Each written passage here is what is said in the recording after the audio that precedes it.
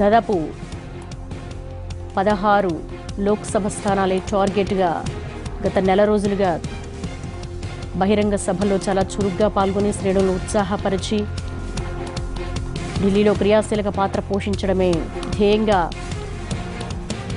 తెలంగాణలో లోక్సభ ఎన్నికలను మునిపెన్నడూ లేని రీతిలో నిర్వహించేందుకు పగడ్బందీ ఏర్పాట్లు కూడా చేయడం జరిగింది. హరీష్ రావు కేసీఆర్ని పలకరిస్తున్నారు. మనం ఆ విజువల్స్లో కూడా చూస్తున్నాము.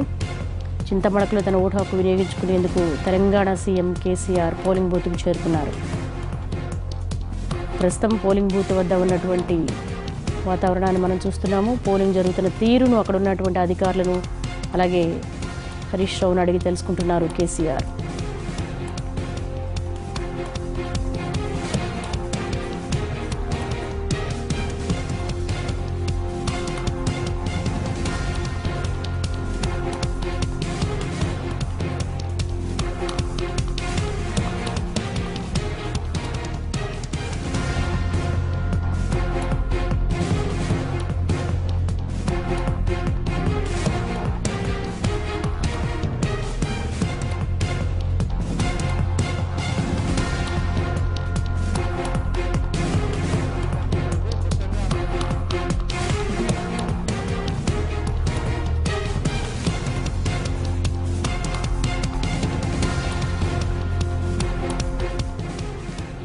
తెలంగాణ సీఎం కల్వకుంట్ల చంద్రశేఖరరావు మొట్టమొదట తన లోక్సభ ఎన్నికలకు సంబంధించి ఓటు హక్కును చింతమడకలో సతీ సమేతంగా చేరుకున్నారు. ప్రస్తుతం కాన్వాయ్ చింతమడక పోలింగ్ బూత్ దగ్గరికి చేరుకుంది.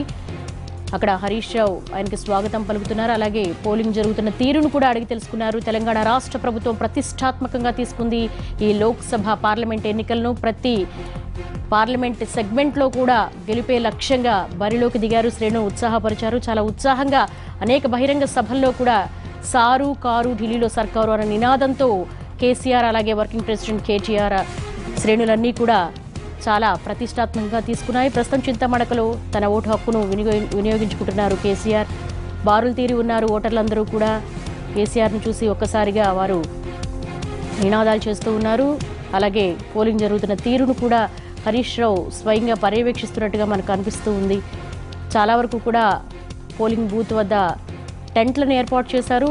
ప్రజలకు ఎటువంటి అసౌకర్యం కలగకుండా ఓటు హక్కు సజావుగా ప్రశాంతంగా నిర్వహించుకునే విధంగా తెలంగాణ వ్యాప్తంగా కూడా పార్లమెంట్ ఎన్నికల పోలింగ్ సజావుగా సాగుతోంది, ప్రశాంతంగా కొనసాగుతోంది. ప్రస్తుతం చింతమడకలో తెలంగాణ సీఎం కేసీఆర్ సతీ సమేతంగా వచ్చి ఆయన తన ఓటు హక్కును వినియోగించుకుంటూ ఉన్నారు. ప్రస్తుతం హరీష్ రావు బయట వేచి చూస్తూ ఉన్నారు. అక్కడ పోలింగ్ జరుగుతున్నటువంటి తీరు, ఓటర్లు క్యూ లైన్లో వేచి ఉన్నారు.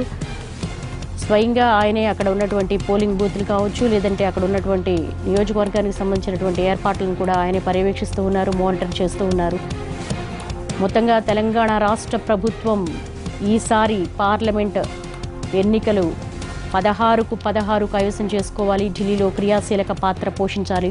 ఫెడరల్ ఫ్రంటే లక్ష్యంగా ముందుకు వెళుతున్నారు.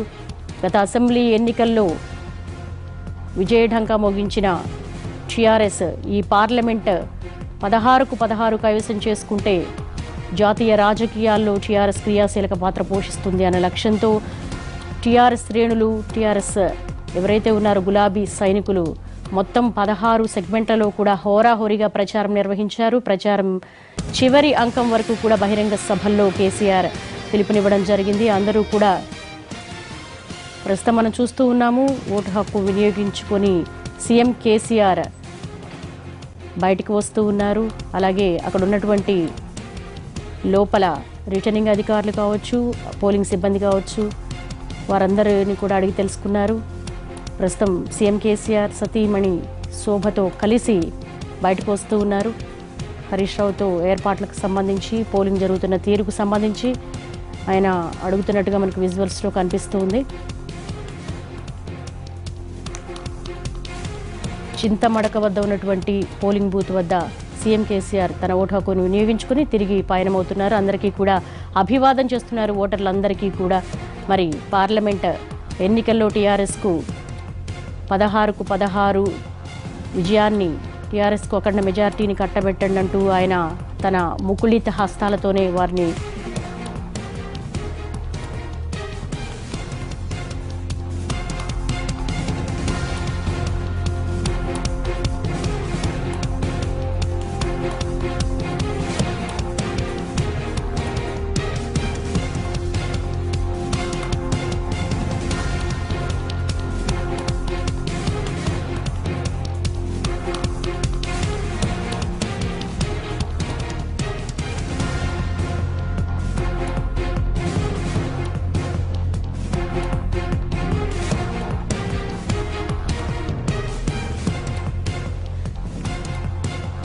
తెలంగాణ సీఎం కేసీఆర్ చింతమడకలో తన ఓటు హక్కును వినియోగించుకుని సతీమణి సమేతంగా